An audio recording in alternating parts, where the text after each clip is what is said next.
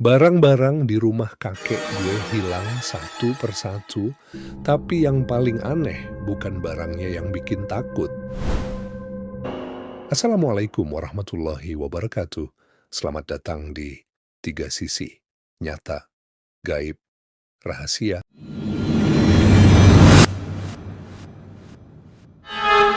Sejak kakek gue meninggal, rumah itu berubah. Pelan, tapi pasti. Awalnya cuma hal kecil.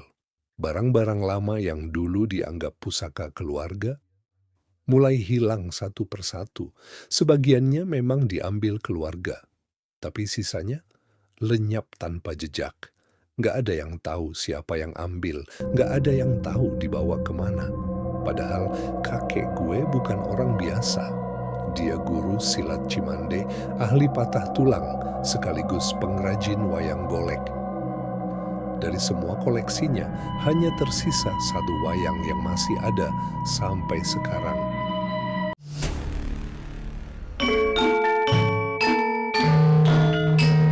Rahwana.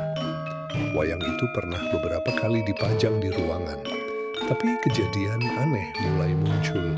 Pernah ada yang lihat posisi kepala Rahwana itu seperti menoleh sendiri. Bahkan beberapa kali jatuh tanpa sebab. Akhirnya karena di rumah banyak anak kecil, wayang itu disimpan tertutup. Tapi anehnya, setelah itu bukan jadi tenang, justru makin terasa ada sesuatu yang nggak selesai. Kakek gue juga punya latar belakang yang kuat. Katanya beliau pernah jadi veteran dan berasal dari garis keluarga Baduy yang merantau sampai ke Cimande dan beberapa wilayah lainnya. Dalam cerita lama keluarga, pernah ada pertarungan dengan salah satu sesepuh Cimande.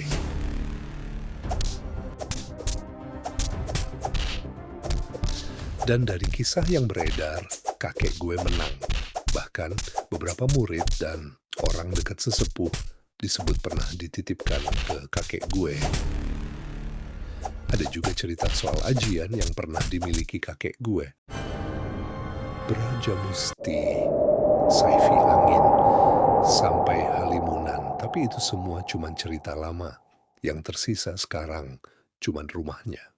Dan rumah itu masih berdiri sampai sekarang dan diisi sama anak cucunya.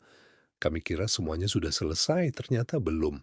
Adik cewek gue sekarang tidur di kamar ujung lantai 2. Dia mulai sering ngalamin hal aneh. Kalau posisi tidurnya berubah, dia selalu mimpi buruk. Kadang dia ngerasa ada yang berdiri di dekat pintu kamar. Kadang merasa ada yang memperhatikan dari sudut ruangan. Tapi kalau posisi tidurnya dikembalikan seperti semula, tidurnya langsung normal lagi, seolah-olah ada sesuatu yang mengatur cara dia harus tidur. Yang lebih aneh lagi, lantai 3 rumah itu sampai sekarang selalu kosong setiap malam.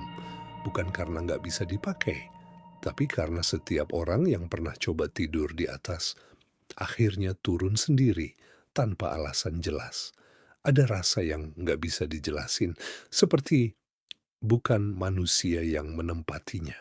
Dan sejak itu, gue sadar satu hal di rumah itu.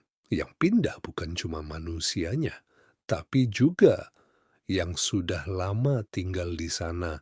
Dan sampai sekarang, kami belum pernah benar-benar tahu siapa yang masih bertahan di dalam rumah itu.